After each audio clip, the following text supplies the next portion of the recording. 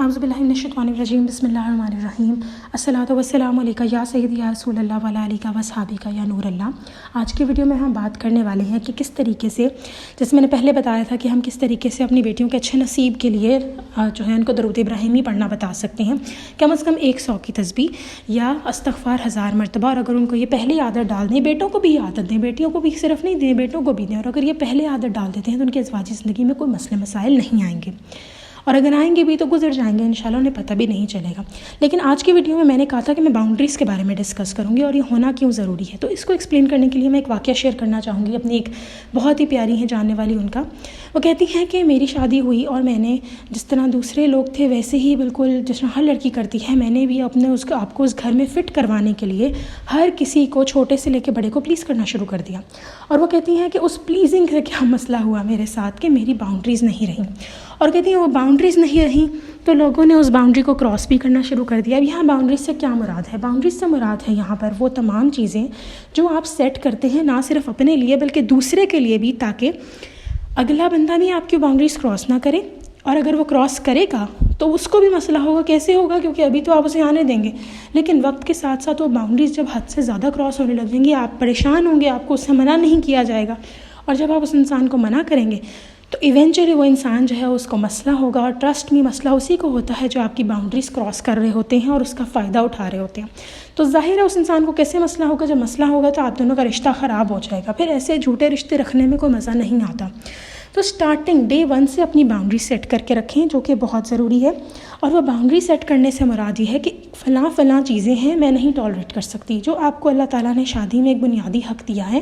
ان کو رکھیں اور ان چیزوں کے اوپر ڈٹے رہیں۔ اب یہاں پہ ہرگز یہ مطلب نہیں ہے کہ آپ بدتمیزی شروع کر دیں، یہاں پہ ہرگز یہ مطلب نہیں ہے کہ آپ اگلے کو سنانا شروع کر دیں۔ سب سے بہترین ہتھیار خاموشی ہے اور اگنورنس ہے۔ اٹھ کر چلے جانا سب سے بڑی ایک طاقت ہے، بولے بغیر۔ اگلے خود ہی پتہ لگ جائے گا کہ اس کو میری چیز پسند نہیں آئی۔ تو اپنی باؤنڈریز سیٹ کریں۔ تو وہ کہتی ہیں میری شادی ہوگی، چھوٹے سے لے کے بڑے کو میں نے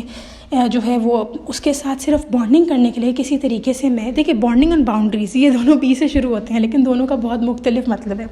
تو وہ کہتے ہیں انہوں نے بانڈنگ شروع کی، اور اس بانڈنگ کے چکر میں ان کی باؤنڈریز بھی ختم ہو گئیں، جس سے بعد میں وہ کہتی ہیں میں اتنی زیادہ مینٹل سٹریس کا شکار ہو گئی تھی، اتنی زیادہ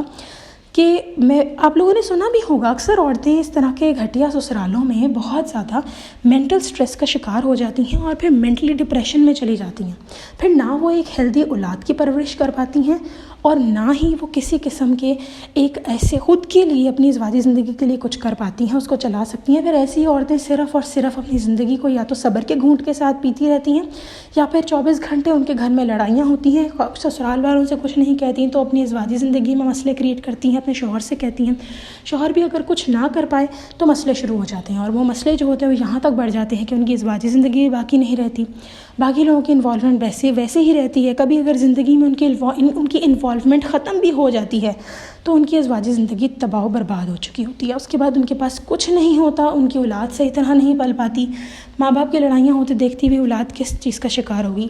آپ لوگوں کو اگر نہیں پتہ یا اگر آپ اس کا شکار تھے تو ٹرسٹ میں وہ ماں باپ جو کہ لڑتے رہتے ہیں اپنی اولاد کے سامنے، ہمیشہ ان کی اولاد میں سیلف کانفیڈنس نہیں رہتا،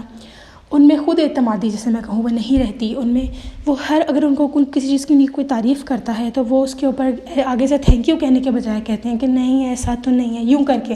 دس اے لائک دس۔ ان کے اندر کچھ اچھا ہے، وہ اس چیز کو ایکسیپٹ نہیں کر پاتے۔ وہ بچے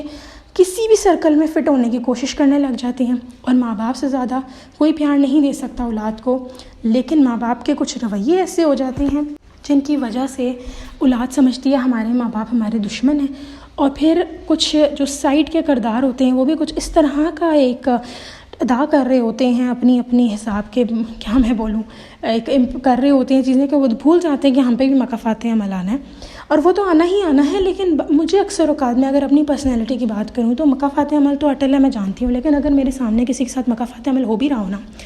تو مجھے دکھ ہی ہوتا ہے، مجھے تکلیف ہی ہوتی ہے، لیکن وہ تو آنا ہی آنا نا اگلے پہ، اب آپ اس کا تو کچھ نہیں کر سکتے، پر آپ کا ٹائم تو خراب ہو گیا نا، تو اس اپنے ٹائم ہاں، لیکن آپ کو اس کا اجر ضرور ملے گا، یہ بات بھی آپ کو اپنے مائنڈ میں رکھنی چاہیے۔ واپس آتی ہوں انہی کی سٹوری پہ، تو وہ کہتی ہیں کہ میں بہت زیادہ مینٹل سٹریس کا شکار ہو گئی، میری اولاد جو تھی اس کے ساتھ بھی میرے معاملات میں بانڈنگ اپنی اولاد کے ساتھ بھی صحیح طرح پراپر بانڈنگ نہیں کر پائی، میری اولاد کے ساتھ بھی میرے جو سسرال والے تھے انہوں نے میری باؤنڈریز انویٹ کی اور میں نے اپنی باؤنڈریز کبھی ڈیفائن کرتی تھی تو ان کو مسئلے پڑتے تھے. اب یہاں پہ وہ کہتی ہیں کہ میں نے بہت مشکل سے یہ ٹائم گزارا اور جب تک میری زندگی میں درود پاک نہیں آیا, جب میں نے درود پاک پڑھنا شروع کیا اللہ تعالیٰ نے میرے لیے آسانیاں کی. اور اس ساری سچویشن میں وہ کہتی ہیں لیکن درود پاک اب جب میں نہیں پڑھتی تو مجھے وہی پرابلمس میں وہی مینٹل اسٹریس کا شکار ہو جاتی ہوں. اور وہ کہتی ہیں بہت ٹائم لگا مجھے اس چیز سے نکلنے میں, اللہ تعالیٰ نے لیکن میری مدد یہ کی کہ مجھے درود پاک کی طرف لگا دیا. اب وہ بس یہی کہتی ہیں کہ میں جس بھی کوئی بھی نیا شادی شدہ جوڑا ہو تو میں ان دونوں مرد عورت دونوں کو کہتی ہوں کہ آپ دونوں کو باؤنڈری سیٹ کرنے کی بہت زیادہ ضرورت ہے. اور یہ بات یاد رکھیں کہ جو انسان آپ کی باؤنڈری سے فائدہ اٹھائے گا اسی کو ہی مسئلے ہوں گے. آپ کی باؤنڈری جب آپ بنائیں گے اسی کو ہی مسئلے ہوں گے. کبھی آپ نے دیکھا ہے نا کچھ لوگ ایسے ہوتے ہیں کہ آپ ان کو کر لین دیتے ہیں اپنے ساتھ زیادتیاں اور پھر ایک ٹائم جب آپ تھک جاتے ہیں کہتے ہیں ایک اسپرنگ کو دباتے جاؤ پھر ایک وقت آتا ہے کہ وہ اسپرنگ کے اندر دبنے کی ہمت ختم ہو جاتی ہے, پھر ایک دن اچھل کے باہر نکلے گا ہی نا. تو اس میں اپنے آپ کو وہ اسپرنگ مت بن لین دیں, اپنی باؤنڈری سیٹ کر کے رکھیں. ٹھیک ہے. اب وہ یہاں پہ یہ بھی کہتی ہیں جب میں بولتی تھی نا اپنے حق کے لیے جب بول پڑتی تھی تو کہتی مجھ سے اکثر اوقات تلخ کلامی ہو جاتی تھی, اور تلخ کلامی میرے اوپر ایسے آتی تھی کہ میرے رزق میں کمی آتی تھی یا بیماریاں ہو جاتی تھیں. اب وہ کہتی ہیں اکثر اوقات وہ کہتے ہیں یا اللہ میرے ساتھ ایسا کیوں ہوتا ہے, جو لوگ میرے ساتھ غلط کر رہے ہیں ان کو تو فوراً کچھ نہیں ملتا, مجھے ہی کیوں ملتا ہے ایک دم فوراً. تو پھر وہ کہتی ہیں کہ وہ کسی نیک انسان سے ملی, انہوں نے کہا کہ اس لیے آپ کے ساتھ ہو رہا ہے کیونکہ اللہ تعالیٰ نہیں چاہتے کہ وہ آپ کو آخرت میں سزا دیں, اور اللہ تعالیٰ چاہتے ہیں کہ آپ ایک بہتر انسان بنیں. اس بات کی ریئلائزیشن ہونا کہ آپ کی لائف میں آپ کسی کے ساتھ غلط کریں گی تو فوراً آپ کو سزا مل جائے گی, اور اس بات کی ریئلائزیشن یہ جاننا کہ میں کسی کے ساتھ بس زیادتی نہ کروں. تو وہ کہتی ہیں کہ یہ چیزیں انڈرسٹینڈ کرنے کے بعد مجھے سمجھ آ گئی. اور پھر میں ایک اور سوال میرا آیا کہ میں کیا کروں اگر میں بولوں نا. تو یہاں پہ وہ کہتی ہیں انہوں نے خاموش رہنا شروع کر دیا, اور وہ کہتی ہیں کہ ان کی جو خاموشی تھی نا وہ ایسی نہیں تھی کہ کوئی کچھ کہہ رہا ہے تو وہ خاموشی سے اس کو اسمائل پاس کر رہی ہیں. وہ کہتی ہیں انہوں نے خاموش ایسے رہنا شروع کر دیا کہ اگر کسی کی ان کو بات اچھی نہیں لگتی تھی تو اس انسان کو صرف سلام کا جواب دیتی تھی, اس سے زیادہ نہیں. اور وہ اگلا انسان خود ہی سمجھ جاتا تھا کیونکہ وہ کہتی ہیں ان کی پرسنالٹی بہت جالی قسم کی, بہت لائیولی قسم کی ہیں. اور جب اگلے انسان کو وہ سلام تک ہی رکھتی تھی تو اگلا بندہ خود ہی سمجھ جاتا تھا کہ اس کے ساتھ کیا مسئلہ ہے, اور پھر وہ انسان خود ہی اس کو obvious سی بات ہے پھر مسئلے ہوتے تھے ان کی خاموشی سے بھی. لیکن وہ کہتی ہے کہ میں نے یہ کرنا شروع کر دیا اور میں نے ٹرسٹ کرنا بند کر دیا لوگوں کو. میں نے صرف 3 دفعہ لوگوں کو موقع دیے, اگر وہ میرے ٹرسٹ کے کرائٹیریا پہ اترتے ہیں ٹھیک ہے, لیکن کہتی ہے میں نے کسی کے لیے بغض نہیں رکھا, جو اکثر لوگ کر بیٹھتے ہیں. کہتی میں نے کسی کے لیے بغض نہیں رکھا. اور وہ کہتی ہیں کہ میں اگلوں کو معاف جب کر دیتی ہوں تو اگلی دفعہ تک جب تک وہ دوبارہ ایسی حرکت نہیں کرتے مجھے ہرٹ کرنے کی, تب تک میرے دل میں ان کے لیے کوئی برائی نہیں آتی. اور جب وہ کوئی بری حرکت کرتے ہیں تو پھر ظاہر ہے مجھے تکلیف پہنچتی ہے. پر وہ کہتی ہیں کہ مجھے اللہ تعالیٰ نے ان لوگوں کا مکافات عمل بہت دکھایا جو میرے سامنے, لیکن کہتی ہیں مجھے وہ جس طرح میں نے آپ سے بات کی کہ جس طرح میں کہہ رہی ہوں کہ مجھے تکلیف ہوتی ہے, مجھے نہیں اچھا لگتا کوئی پرابلم میں ہو,